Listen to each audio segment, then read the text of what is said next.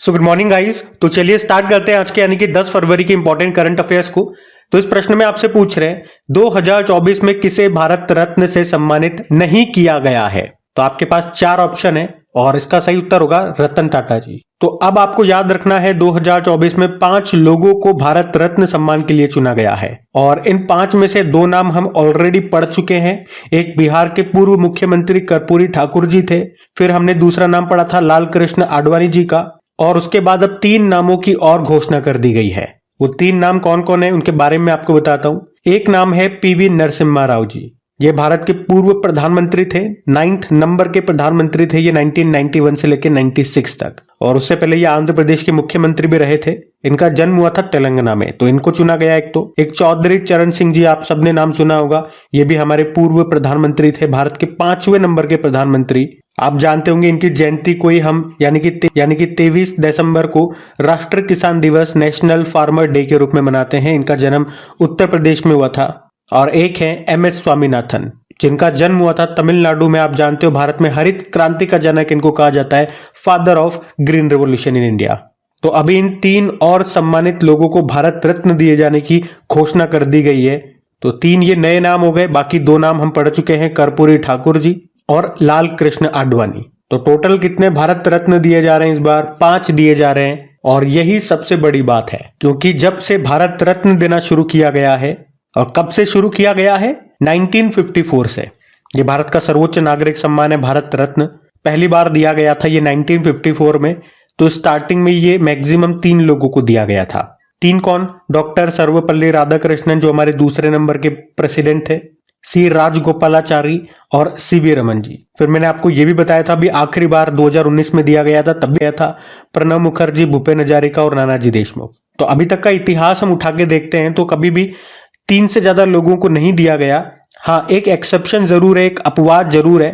1999 में 4 लोगों को दिया गया था, उसके अलावा 3 से ज्यादा कभी किसी को दिया नहीं गया। और यही कारण था कि हमेशा कहा जाता था कि 3 से ज्यादा कभी किसी को दिया नहीं जाता है। ऐसा कहीं लिखा हुआ नहीं है, लेकिन इतिहास देखते हुए ऐसा कहा जाता था। लेकिन इस बार रिकॉर्ड टूट गया, इतिहास बदल गया। 3 नहीं, 4 नहीं, बल्कि 5 व्यक्तियों को भारत रत्न के लिए चुना गया है। अच्छा, इसी तरह भारत रत्न से कुछ और स्टैटिक प्रश्न बन जाएंगे आपके कि पहली बार किस महिला को भारत रत्न सम्मान मिला। तो हमारी जो पहली महिला प्रधानमंत्री थी इंदिरा गांधी जी, उनको मिला था कब? 1971 में। और एकमात्र खिलाड़ी कौन है जिन्हें भारत रत्न मिला? तो सचिन तेंदुलकर है, 2014 में उनको मिला था। और आप कह सकते हो सबसे कम उम्र के व्यक्ति भी बने थे वो भारत रत्न सम्मान पाने वाले। और पहले विदेशी नागरिक कौन रहे जिन्हें भारत रत्न मिला? खान अब्दुल गफ्फार खान, 1987 में उनको मिला था। उन्हें फ्रंटियर गांधी भी कहा जाता है। वैसे अभी तक 2 विदेशी नागरिकों को मिल चुका है। एक तो ये हो गए खान अब्दुल गफ्फार खान, और एक साउथ अफ्रीका के पूर्व राष्ट्रपति थे नेल्सन मंडेला। अच्छा, ये तो हमने भारत रत्न की बात कर ली। थोड़ा सा मैं आपको पद्म पुरस्कार भी रिवाइज करा दूं। पहले तो बात करें पद्म पुरस्कार कितने दिए गए, तो 132 दिए गए। पद्म विभूषण उसमें 5 है, पद्म भूषण 17 है और पद्मश्री 110 है। पद्म विभूषण 5 है, तो ये मैं आपको रिवाइज करवा देता हूं, एक बार नामों का रिवीजन हो जाएगा। एक वैजयंती माला बाली के बारे में पढ़ा था, एक्ट्रेस है ये, तमिलनाडु से बिलोंग करती है। बिंदेश्वर पाठक आपने पढ़ा था, जिन्हें टॉयलेट मैन ऑफ इंडिया भी कहा जाता है। एक चिरंजीवी है, एक्टर है ये, आंध्र प्रदेश से आते हैं। M वेंकैया नायडू जी हमारे पूर्व वाइस प्रेसिडेंट हैं ये। और एक पद्मा सुब्रमण्यम है, कला के क्षेत्र में इनको मिला, तमिलनाडु से ही आती है। तो पद्म विभूषण इन 5 व्यक्तियों को मिला, नाम याद रखना। और इस बार 5 भारत रत्न ये नाम कंठस्थ कर लेना आप। आगे चलकर इससे संबंधित और भी कोई अपडेट होता है तो मैं आपको जरूर बताऊंगा। अभी अगला प्रश्न देखते हैं। चलो फिर बताओ, अभी हाल ही में 4थे खेलो इंडिया यूनिवर्सिटी गेम्स का आयोजन ये कहां पे किया जाएगा? तो आंसर होगा असम में। हम बात कर रहे हैं खेलो इंडिया यूनिवर्सिटी गेम्स की। इस बार इसका 4था संस्करण है। कब से कब तक? 19 से लेके 29 फरवरी 2024 तक। इसमें इस बार टोटल 20 खेल खेले जाएंगे, जिसमें 200 यूनिवर्सिटीज के एथलीट हिस्सा लेंगे। अभी इसमें कोई शुभंकर वगैरह, मैस्कॉट वगैरह आया नहीं है, जल्दी आ जाएगा और मैं आपको अपडेट कर दूंगा। अभी तो इतना सा आया कि कहां पे होंगे, तो वो याद रखना, असम में होंगे। और इससे पिछले वाला जो तीसरा संस्करण हुआ था 2023 में, वो कहां पे हुआ था? उत्तर प्रदेश में हुआ था। उसका शुभंकर क्या था? उसका मैस्कॉट था जीतू, और उसमें विजेता रहा था पंजाब यूनिवर्सिटी। अच्छा, इसी तरह से मैं आपको याद दिलाऊं कि अभी जो खेलो इंडिया यूथ गेम्स का जो छठा संस्करण हुआ था, जनवरी में हुआ था, वो तमिलनाडु में हुआ था। उसका शुभंकर क्या था? वीर मंगई था। और उसमें महाराष्ट्र टॉप पे रहा था, दूसरे पे तमिलनाडु था और तीसरे पे हरियाणा था। और अभी जो खेलो इंडिया विंटर गेम्स का चौथा संस्करण होगा वो लद्दाख और जम्मू कश्मीर में होगा और उसका शुभंकर क्या है? शीन ए सी या शान भी आप बोल सकते हो, जो रिप्रेजेंट करता है स्नो लेपर्ड को, हिम तेंदुए को। और अभी लास्ट दिसंबर में आपने देखा था खेलो इंडिया पैरा गेम्स का पहला संस्करण हुआ था नई दिल्ली में। उसका शुभंकर उज्ज्वला था, जो रिप्रेजेंट करता है गौरैया चिड़िया को। उसमें टॉप पे हरियाणा रहा था। खेलो इंडिया यूनिवर्सिटी गेम्स का तीसरा संस्करण मैंने आपको बता ही दिया। और खेलो इंडिया यूथ गेम्स का 5वां संस्करण भी देख लो। कई बार एग्जामिनर लेटेस्ट वाला ना पूछ करके पिछला वाला पूछ लेता है किसी किसी एग्जाम में। तो जो 5वां संस्करण था वो मध्य प्रदेश में हुआ था, उसका शुभंकर आशा था और उसमें टॉप पे महाराष्ट्र ही रहा था। और पिछली बार जो खेलो इंडिया विंटर गेम्स हुए थे, जो उसका तीसरा संस्करण था, जो जम्मू कश्मीर के गुलमर्ग में हुआ था, उसमें टॉप पे जम्मू कश्मीर रहा था। तो यहाँ पे मैंने आपको खेलो इंडिया यूथ गेम्स, खेलो इंडिया यूनिवर्सिटी गेम्स, खेलो इंडिया पैरा गेम्स और खेलो इंडिया विंटर गेम्स लेटेस्ट वाली भी रिवाइज करवा दिए और इससे पिछला वाला संस्करण भी आपको रिवाइज करवा दिया। और वैसे हमारे खेल मंत्री कौन है? अनुराग सिंह ठाकुर है, ध्यान रखना। अगला प्रश्न देखते हैं। फिर बताओ, अभी हाल ही में नामीबिया देश के नए राष्ट्रपति कौन बने हैं? तो आंसर होगा नांगोला म्बुम्बा। थोड़ा सा अजीब सा नाम है, म्बुम्बा। म्बुम्बा बोलते हुए मुझे बाहुबली के विलेन का डायलॉग याद आ रहा है, म्बुम्बा नार्कोस्ट्रा ट्रे। अच्छा, मैं आपको बता दूं, अभी कुछ समय पहले ही नामीबिया ये अफ्रीकी देश है, यहाँ के जो प्रेसिडेंट थे उनका नाम था हेज गेनगॉब। इनका भी 82 वर्ष 82 वर्ष की उम्र में निधन हो गया था कैंसर के कारण, कैंसर था उनको। तो उनके बाद अब यहाँ के नए राष्ट्रपति के रूप में शपथ ले ली है नांगोलो म्बुम्बा। मैं आपको बताऊं, नामीबिया ये रहा, नामीबिया अफ्रीकी देश है। अच्छा, आप मुझे बताओ, क्या हमने नामीबिया से कुछ लिया है क्या? कैपिटल इसकी विंड हॉक होती है। आपको याद होगा नामीबिया से चीते लेकर के आए थे हम, ये वही नामीबिया है। कुछ ऑप्शंस मैं आपको रिवाइज करा दूं। अभी बर्नार्डो एवरेलो ग्वाटेमाला के नए प्रेसिडेंट बने थे। गैब्रियल एटल फ्रांस के सबसे युवा व पहले समलैंगिक प्रधानमंत्री बने थे। और डोनाल्ड टस्क ये पोलैंड के प्रधानमंत्री बने थे। तो ये नाम ध्यान रखना। और आप नोटिस कर रहे होंगे अभी लगातार 2-4 दिन से एक इंटरनेशनल अपॉइंटमेंट तो हम पढ़ ही रहे हैं, किसी न किसी देश का प्रेसिडेंट या प्रधानमंत्री। तो आप जरूर ध्यान रखना, उनके स्टैटिक भी ध्यान रखना। अगला प्रश्न देखते हैं। वो सारे नाम आपको एक साथ वीकली वाले में या मंथली वाले वीडियोज में देखने को मिल जाएंगे। और डेली वीडियोज आप देखते हो तो नोट्स तो बनाते ही होंगे, तो एक ही जगह इनको नोट करना अपॉइंटमेंट्स वाले। अभी अगला प्रश्न देखते हैं। फिर आपसे पूछ रहे हैं, अभी फरवरी 2024 में विश्व पुस्तक मेले 2024 का आयोजन कहां पे किया गया? तो आंसर होगा नई दिल्ली में। बात कर रहे हैं हम वर्ल्ड बुक फेयर 2024 की। कब से कब तक? 10 से लेके 18 फरवरी 2024 तक। कहां पे? नई दिल्ली के प्रगति मैदान में। और इस बार इसका गेस्ट कंट्री कौन है? सऊदी अरब है। और आयोजन कर रहा है नेशनल बुक ट्रस्ट, जिसकी स्थापना होती है 1957 में। डायरेक्टर इसके हैं युवराज मलिक। पहली बार पूछे कि विश्व पुस्तक मेले का आयोजन कब हुआ था, तो 1972 में हुआ था। अच्छा, यहाँ पे कुछ इंपॉर्टेंट मेले में आपको रिवाइज कराऊंगा, लेकिन उससे पहले आपको याद होगा कोलकाता। अभी जनवरी में आपने पढ़ा था 47 नंबर का अंतरराष्ट्रीय पुस्तक मेले का आयोजन यहीं पे हुआ था कोलकाता में, और उसमें थीम देश यूके था। फरीदाबाद अभी जनवरी में ही आपने पढ़ा होगा 37 नंबर का अंतरराष्ट्रीय सूरजकुंड मेले का आयोजन यहाँ पे हुआ था। और हरियाणा के कुरुक्षेत्र में गीता महोत्सव का आयोजन होता है। अब देखो, कुछ इंपॉर्टेंट मेले में आपको रिवाइज कराता हूँ जो भी न्यूज में रहे थे। एक तो अंतरराष्ट्रीय सूरजकुंड मेले के बारे में हमने पढ़ लिया, हरियाणा के फरीदाबाद में हुआ। सरस मेले का आयोजन हुआ था जम्मू कश्मीर में। गंगा सागर मेले का आयोजन हुआ था पश्चिम बंगाल में। माघी मेले का आयोजन हुआ था पंजाब में। इसी तरह से झिंगे मेले का भी आयोजन पंजाब में हुआ था। सरस आजीविका मेला, इसका आयोजन हुआ था गुरुग्राम हरियाणा में। लक्खी मेले का आयोजन राजस्थान के सीकर में हुआ। अभी गोल मेले का आयोजन ये जगन्नाथ मंदिर उधमपुर जम्मू कश्मीर में हुआ था। ऑरेंज फेस्टिवल का आयोजन ये नागालैंड में हुआ। श्रावणी मेले का आयोजन देवघर गुजरात में हुआ।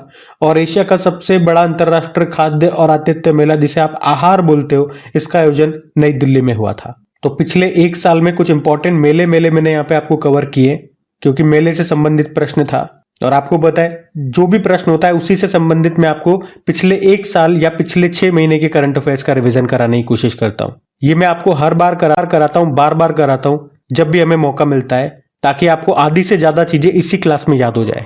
बाकी अगर कोई वीडियो को पहली बार देख रहे हैं तो आपको बता दूं, इनकी प्रैक्टिस के लिए आपकी क्विज तैयार की जाती है। वहां पे आप टेस्ट लगाएं, क्विज लगाएं, उसका कोई पैसा नहीं लगता है, बिल्कुल फ्री ऑफ कॉस्ट होती है। साथ में पीडीएफ भी आपको मिल जाएगी, डेली क्विज मिलेगी आपको, वीकली क्विज मिलेगी, मंथली क्विज मिलेगी। इसके अलावा कुछ और स्टैटिक टॉपिक्स होते हैं, वो क्विज भी आपको मिल जाएगी। सब कुछ फ्री ऑफ कॉस्ट है।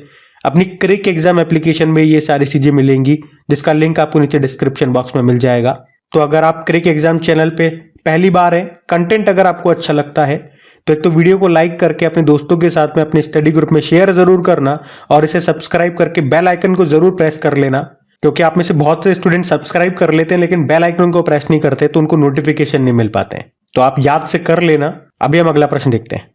फिर आपसे पूछ रहे हैं, अभी 7वें हिंद महासागर सम्मेलन का आयोजन ये कहां पे किया गया? तो आंसर होगा ऑस्ट्रेलिया में। बात कर रहे हैं इंडियन ओशन कॉन्फ्रेंस 2024 की। इस बार ये इसका 7वां संस्करण है। कब हुआ? 9 और 10 फरवरी 2024 को हुआ। कहां पे? पर्थ, ऑस्ट्रेलिया में। और इस बार इसकी थीम रही है एक स्थिर और टिकाऊ हिंद महासागर की ओर, यानी कि towards a stable and sustainable Indian ocean. इसमें भारत की तरफ से हिस्सा लिया हमारे जो विदेश मंत्री हैं सुब्रमण्यम जयशंकर जी ने। अच्छा, मैं आपको बताना चाहूंगा, हिंद महासागर सम्मेलन का जो पहला संस्करण हुआ था ये 2016 में हुआ था सिंगापुर में।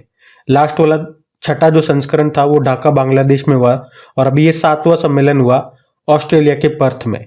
हिंद महासागर की बात करें इंडियन ओशियन की, तो ये दुनिया का तीसरा सबसे बड़ा महासागर है, क्योंकि पहला तो प्रशांत महासागर पैसिफिक ओशियन है। और इस महासागर का सबसे बड़ा द्वीप आपसे पूछेंगे तो वो मेडागास्कर है, जो अफ्रीका महाद्वीप के आपको पास में मिलेगा। अच्छा, कुछ और इंपॉर्टेंट सम्मेलन जो अभी हाल ही में हुए वो मैं आपको रिवाइज कराता हूँ। एक आपको याद होगा, वन वर्ल्ड टीबी समिट का आयोजन हुआ था वाराणसी में, और अभी फरवरी में ही भारत टेक्स 2024 का आयोजन होगा नई दिल्ली में। ये दुनिया का सबसे बड़ा टेक्सटाइल शो होगा, ऐसा कहा हमारे टेक्सटाइल मंत्री जो हैं पीयूष गोयल उन्होंने। और अभी एआई सुरक्षा पर पहला शिखर सम्मेलन ये यूके में हुआ था। और अभी मोदी जी ने 7वें इंडिया मोबाइल कांग्रेस का उद्घाटन किया था नई दिल्ली में। उसके अलावा याद होगा, ग्लोबल मैरीटाइम इंडिया समिट 2023 का आयोजन हुआ था मुंबई में। और आसियान पर्यटन फोरम 2024 की मेजबानी ये करेगा कौन? ये लाओस करेगा।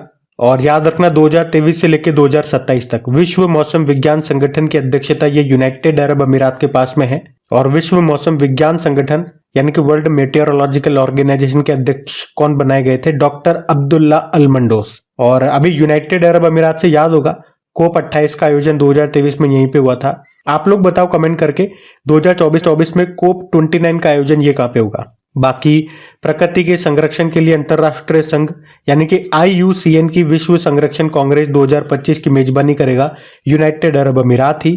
अभी दिसंबर में वैश्विक आयुर्वेद मेले का आयोजन हुआ था कहां पे? केरल के तिरुवनंतपुरम में। और मशीन कैन सी 2023 समिट ये हुआ था दुबई में। तो यहाँ पे 10 इंपॉर्टेंट सम्मेलन मैंने आपको रिवाइज करा, इनको ध्यान में रखना। अगला प्रश्न देखते हैं। फिर आपसे पूछ रहे, अभी हाल ही में पहली बार फिट इंडिया मूवमेंट का ब्रांड एम्बेसडर किसे नियुक्त किया गया? तो आंसर होगा नरेंद्र कुमार यादव को। कौन है ये नरेंद्र कुमार यादव? तो ये एक IRS यानी कि इंडियन रेवेन्यू सर्विस ऑफिसर है। नरेंद्र कुमार यादव इनका नाम है, और ये अभी फिट इंडिया मूवमेंट के ब्रांड एम्बेसडर बनाए गए हैं। नरेंद्र कुमार यादव, आपको बता दूं, 2009 में IRS अधिकारी ये बने थे। बाकी फिट इंडिया मूवमेंट की बात करें तो इसका उद्देश्य क्या है कि आप अपने आप को फिजिकली फिट रखें, उसके लिए चाहे आपको एक्सरसाइज करनी पड़े करो, और स्पोर्ट्स वगैरह को अपने जीवन में शामिल करो, जिसकी शुरुआत हुई थी 29 अगस्त 2019 में। कुछ और ब्रांड एम्बेसडर्स जो भी न्यूज में रहे वो भी मैं आपको रिवाइज कराऊंगा।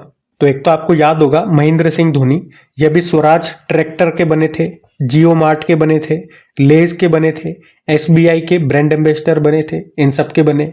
उसके अलावा चुनाव आयोग ने अभी सचिन तेंदुलकर को अपना ब्रांड एम्बेसडर बनाया था। उसके अलावा राजकुमार राव को भी बनाया। सचिन, अभी इनको महाराष्ट्र सरकार ने मौखिक स्वच्छता अभियान के लिए स्माइल एम्बेसडर भी नामित किया था। और सेवलॉन इंडिया ने दुनिया का पहला हैंड एम्बेसडर इन्हीं को बनाया था। अभी इन्फोसिस ने 2 टेनिस प्लेयर उनको ग्लोबल एम्बेसडर बनाया था। एक है राफेल नडाल जो कि स्पेन के हैं, और एक ईगा स्विटेक हैं, ये पोलैंड की हैं। BPCL के ब्रांड एम्बेसडर बने थे राहुल द्रविड़। अभी ICC वर्ल्ड कप जो भारत में हुआ था उसमें ब्रांड एम्बेसडर शाहरुख खान बनाए गए थे, और ग्लोबल एम्बेसडर सचिन बनाए गए थे। और यूनिसेफ इंडिया ने बाल अधिकारों के लिए राजदूत बनाया था आयुष्मान खुराना को। सौरव गांगुली, अभी एक तो पश्चिम बंगाल के भी ये बन गए ब्रांड एम्बेसडर, उससे पहले त्रिपुरा पर्यटन के बने थे, ड्रीम सेट गो के बने, बंधन बैंक इन सब के बने। स्मृति मंदाना गल्फ ऑयल इंडिया और गुवी की ये ब्रांड एम्बेसडर बनाई गई थी। रवि शास्त्री ये फैन कोड के ब्रांड एम्बेसडर बने थे। और एक आपको याद होगा लुब्रिकेंट ब्रांड है मोबिल, उसके ब्रांड एम्बेसडर बने थे ऋतिक रोशन। प्यूमा इंडिया के बने थे मोहम्मद शमी। एक एडिटेक स्टार्टअप है हेनरी हार्विन एजुकेशन, इसके बने थे चेतन भगत। बिस्लेरी की बनी थी अभी कौन, दीपिका पादुकोण। ये भी हुंडई मोटर की भी बनी थी। और अभी बोट के बने थे रणवीर सिंह। ये तो 2024 में हमने पढ़ा था। तो ये इंपॉर्टेंट मतलब नहीं समझो, पिछले एक साल के जो इंपॉर्टेंट ब्रांड एम्बेसडर्स थे ना वो मैंने आपको रिवाइज करा दिए, ध्यान में रखना। अगला प्रश्न देखते हैं। फिर आपसे पूछ रहे अभी हाल में किसे अपशिष्ट जल प्रबंधन के लिए जल योद्धा पुरस्कार से सम्मानित किया गया, तो आंसर होगा नोएडा प्राधिकरण। तो अभी केंद्र सरकार और यूनेस्को ने विश्व जल पुरस्कार 2023-24 में नोएडा प्राधिकरण को उसके जल संरक्षण प्रयासों के लिए जल योद्धा पुरस्कार से सम्मानित किया है। इसे 2 कैटेगरी में यह अवार्ड मिला है। एक तो सर्वश्रेष्ठ सीवेज उपचार संयंत्र के लिए यानी कि बेस्ट सीवेज ट्रीटमेंट प्लांट के लिए, और जल पुनः उपयोग परियोजना के लिए। इसका मतलब ये हो गया कि आपके घरों से, इंडस्ट्रीज से, कॉलोनीज से जो गंदा पानी आता है ये उसका अच्छे से ट्रीटमेंट करते हैं और उस पानी को फिर से उपयोग के योग्य बनाते हैं कि उसका किसी न किसी चीज में हम फिर से उपयोग कर पाए। और ये पुरस्कार हमारे जो केंद्रीय जल शक्ति मंत्री गजेंद्र सिंह शेखावत उन्होंने प्रदान किए। अच्छा, नोएडा से आपको याद आएगा अभी भारत में पहली बार मोटो जीपी रेस हुई थी नोएडा में, जो बुद्ध इंटरनेशनल सर्किट है वहां पे, जिसका टाइटल स्पॉन्सर इंडियन ऑयल बना था, आपको याद होगा। और उस रेस को किसने जीता था? मार्को बेचेजी ने जीता था, वो इटली के प्लेयर है। अच्छा, यहाँ पे जल से संबंधित कुछ प्रश्न मैं आपसे पूछता हूँ। पहले तो सिंपल सा प्रश्न का उत्तर दो। वर्ल्ड वाटर डे कब होता है? तो 22 मार्च को होता है। आपको याद है जल जीवन मिशन लॉन्च किया गया था कब? 2019 में, जिसका उद्देश्य था 2024 तक हर घर नल कनेक्शन करना। अभी अगर मैं आपसे पूछूं जल महोत्सव 2023 का आयोजन कहाँ हुआ, तो मध्य प्रदेश के खंडवा जिले में। और आपसे पूछूं अगर अपशिष्ट जल उपचार के लिए अभी मिमेटिक एंजाइम का विकास किया था, डेवलप्ड किया था IISc बेंगलुरु ने। और अगर मैं आपसे पूछूं कि जल दूत एप्लीकेशन इसको किसने लॉन्च किया था? ग्रामीण विकास मंत्रालय ने, आने वाले समय में पानी की समस्याओं को दूर करने के लिए। और एक जल दोस्त एयरबोट आपने सुना होगा, झीलों से खरपतवार को हटाने के लिए इसे लॉन्च किया था बेंगलुरु में। और जल बजट पहली बार लॉन्च किया था किसने? और पानी की कमी से निपटने के लिए जल बजट पेश करने वाला पहला राज्य कौन सा बना था? केरल बना था। और संयुक्त राष्ट्र ने पहली बार जल सम्मेलन का आयोजन किया था कहाँ पे? न्यूयॉर्क में। अच्छा, यूं बताओ कि हर घर जल वाला पहला प्रमाणित राज्य कौन सा बना था? गोवा। और पहला जिला पूछेंगे तो मध्य प्रदेश का बुरहानपुर बना था। और अगर पूछे ना आपसे कि राष्ट्रीय जलमार्ग 1 नेशनल वाटरवे 1 ये किस नदी पर है? गंगा नदी पर है। ये सबसे बड़ा भी है। कहां से कहां तक है? प्रयागराज से हल्दिया तक। और राष्ट्रीय जलमार्ग 2 किस नदी पर है? ब्रह्मपुत्र नदी पे। यह आपको मिलेगा असम में धुबरी से सादिया तक। तो जल से संबंधित ये भी प्रश्न है, इनको भी ध्यान में रखना। अगला प्रश्न देखते हैं। फिर आपसे पूछ रहे विश्व रक्षा प्रदर्शनी 2024 का आयोजन ये किस देश में किया गया? तो आंसर होगा सऊदी अरब में। तो यहाँ पे हम बात कर रहे हैं वर्ल्ड डिफेंस एग्जीबिशन 2024 की। इसका आयोजन अभी सऊदी अरब में किया गया 4 से लेके 8 फरवरी 2024 तक। और इसमें भारत को रिप्रेजेंट किया हमारे रक्षा राज्य मंत्री अजय भट्ट ने। तो इसमें डिफेंस टेक्नोलॉजी से संबंधित जितने भी वेपन्स है, जितने भी प्रोडक्ट्स हैं, उनका यहाँ पे प्रदर्शन किया गया। एक तरह का एग्जीबिशन है वेपन्स का। अब ये सऊदी अरब में हुआ। तो ये रहा मैप में सऊदी अरब। देखो सऊदी अरब की कैपिटल रियाद होती है, करेंसी है सऊदी रियाल। अभी आपको याद हो तो एक करंट अफेयर्स में हमने पढ़ा था कि सऊदी अरब के रियाद में जॉय अवार्ड 2024 से सम्मानित होने वाली पहली भारतीय महिला बनी थी कौन? आलिया भट्ट। अभी सऊदी अरब के साथ हमने एक मिलिट्री एक्सरसाइज भी किया था सदा तनसीक नाम से। पहला संस्करण ही हुआ इस बार, ये अभी जनवरी में राजस्थान में इसका आयोजन किया गया। और हमने ये भी पढ़ा था कि सऊदी अरब रियाद में पहली बार शराब की दुकान यानी कि अल्कोहल स्टोर खोलेगा। और क्या याद आता है आपको सऊदी अरब से? एक प्रश्न और याद आएगा कि ब्रिक्स का अभी जो 5 नए सदस्य देश बने उनमें सऊदी अरब भी है। कौन कौन है वो 5 देश? तो सऊदी अरब हो गया, यूनाइटेड अरब अमीरात, ईरान, इजिप्ट और इथोपिया। और एक कौन सा देश है जो शामिल नहीं हुआ? वैसे 6 होने वाले थे, अर्जेंटीना शामिल नहीं हुआ, वो भी याद रखना। अभी पिछले साल हमने सऊदी अरब के साथ अल मोहद अल हिंदी नाम का एक्सरसाइज भी किया था सऊदी अरब में ही, आपको याद हो। और सऊदी अरब में रब अल खाली मरुस्थल आपको मिलेगा, अल नैफूद मरुस्थल यहाँ पे आपको मिलेगा। और फारस की खाड़ी और लाल सागर से सीमा बनाने वाला एकमात्र देश ये सऊदी अरब ही है। तो ये पॉइंट्स आप ध्यान में रखना। अगला प्रश्न देखते हैं। फिर बताइए, अभी हाल ही में किस राज्य में दीन बंधु Chhotu Ram thermal power plant की स्थापना की जाएगी? तो आंसर होगा हरियाणा में। तो हरियाणा के यमुना नगर में दीन बंधु Chhotu Ram thermal power plant की स्थापना की जाएगी। कौन बनाएगा? भेल भारत हेवी इलेक्ट्रिकल्स लिमिटेड। इसकी टोटल कैपेसिटी होने वाली है 800 मेगावाट की। और थर्मल पावर प्लांट में क्या होता है आपको पता है, कोयले से बिजली बनती है। आपको याद है अभी मोदी जी ने तालाबेर थर्मल पावर प्लांट की आधारशिला भी रखी थी। कहां पे रखी थी? संबलपुर उड़ीसा में। और आपको पता है भारत का पहला थर्मल पावर प्लांट कौन सा है? Hussain Sagar thermal power plant. ये आपको मिलेगा हैदराबाद में, जैसे 1920 में हैदराबाद के 7वें निजाम के द्वारा खोला गया था। बात यहाँ पे हरियाणा की है, तो ये रहा मैप में हरियाणा। देखो हरियाणा की कैपिटल क्या है? चंडीगढ़ है। मुख्यमंत्री कौन है? मनोहर लाल खट्टर है। और गवर्नर है बंडारू दत्तात्रेय। आपको याद हो तो अभी विजय हजारे ट्रॉफी 2023-24 को हरियाणा ने जीता था राजस्थान को हरा करके, जो हुई कहां पे थी? गुजरात में। और अंतरराष्ट्रीय गीता महोत्सव 2023 का आयोजन ये हुआ था हरियाणा के कुरुक्षेत्र में, जिसमें पार्टनर स्टेट असम था। हमने देखा सरस आजीविका मेले का आयोजन हुआ था गुरुग्राम हरियाणा में। यहाँ पे प्राणवायु देवता पेंशन योजना शुरू हुई थी। क्रेच नीति को शुरू करने वाला पहला राज्य बना था हरियाणा। मेरा बिल मेरा अधिकार योजना यहाँ पे शुरू हुई थी। और देश का पहला इंडियन एयरफोर्स का हेरिटेज सेंटर कहाँ पे बना? चंडीगढ़ में। यहाँ पे जो चंडीगढ़ एयरपोर्ट है उसका नाम भगत सिंह जी के नाम पे रख दिया गया। और नॉर्थ इंडिया का पहला परमाणु संयंत्र ये खुला कहाँ पे? फतेहाबाद में। और 100% विद्युतीकृत रेलवे नेटवर्क वाला भारत का पहला राज्य बना था हरियाणा। और एक अभी देखा हमने 37 नंबर का अंतरराष्ट्रीय सूरज कुंड मेले का आयोजन हुआ था फरीदाबाद हरियाणा में ही। तो ध्यान रखना ये सारे पॉइंट्स। और आप जानते हो यहाँ पे सुल्तानपुर नेशनल पार्क आपको मिल जाएगा, कालेसार नेशनल पार्क मिल जाएगा, और दमदमा झील आपको हरियाणा में मिल जाएगी। और बेटी बचाओ बेटी पढ़ाओ जो योजना है पानीपत हरियाणा से शुरू हुई थी 22 जनवरी 2015 को। तो ये सारे पॉइंट्स आप ध्यान में रखना। अगला प्रश्न देखते हैं। फिर बताओ, अभी हाल में यूनाइटेड अरब अमीरात ने किस भारतीय को गोल्डन वीजा प्रदान किया? तो आंसर होगा आनंद कुमार। आनंद कुमार ये सुपर 30 के संस्थापक हैं। और आपको याद होगा तो इनके ऊपर एक मूवी भी बनी थी जिसमें इनका रोल निभाया था ऋतिक रोशन ने। और अभी इनको गोल्डन वीजा दिया है यूनाइटेड अरब अमीरात ने। अब ये गोल्डन वीजा क्या है? तो ये मुख्य रूप से जो डॉक्टर होते हैं, वैज्ञानिक, एथलीट, कलाकार जैसे प्रोफेशन से जुड़े हुए लोग होते हैं उनको ये दिया जाता है। और इस वीजा में आपको वहां पे लंबे समय तक रहने की अनुमति दी जाती है। आपको याद हो तो सबसे पहला भारतीय कौन था गोल्डन वीजा पाने वाला? तो संजय दत्त थे। उसके बाद कई लोगों को मिल चुका है और अभी लेटेस्ट मिला आनंद कुमार को। तो गाइज ये था आज का आपका करंट अफेयर्स का सेशन। और एक बार फिर से मैं आपको याद दिला दूं, अगर आपने वीडियो को अभी भी लाइक नहीं किया तो प्लीज वीडियो को लाइक जरूर कीजिएगा और अपने दोस्तों के साथ में स्टडी ग्रुप में एक बार शेयर जरूर करना। बाकी मैं आपको कल के करंट अफेयर्स का एक बार क्विक रिवीजन करवा देता हूं, फिर सेशन एंड करते हैं। तो पहला प्रश्न आपसे पूछा था अभी, लॉजिस्टिक परफॉर्मेंस इंडेक्स 2023 में भारत की रैंक है 38 है, टॉप पे सिंगापुर है। फिर आपसे पूछा कजाकिस्तान के नए प्रधानमंत्री कौन बन गए? ओल्जास बेक्टेनोव। फिर पूछा AI एंड नेशनल सिक्योरिटी नाम की बुक को किसने लॉन्च किया? हमारे दूसरे CDS जो हैं chief of defence staff Anil Chauhan ने। फिर पूछा भारत म्यांमार सीमा की लंबाई कितनी है जिस पर भारत सरकार फेंसिंग लगाएगी? तो आंसर होगा 1643 किलोमीटर।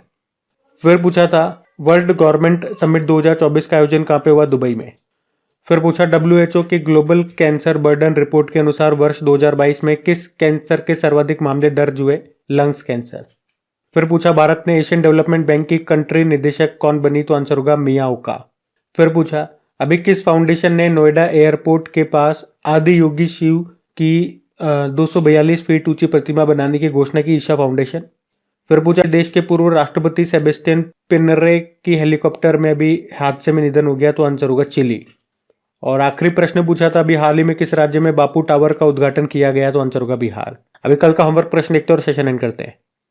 तो कल के वीडियो में आपसे पूछा था महाराष्ट्र सरकार ने किसे पहला उद्योग रत्न अवार्ड देने का फैसला किया? तो आंसर होगा रतन टाटा जी को। आप सभी ने प्रश्न का बिल्कुल सही उत्तर दिया। अब ये आज का आपका होमवर्क प्रश्न।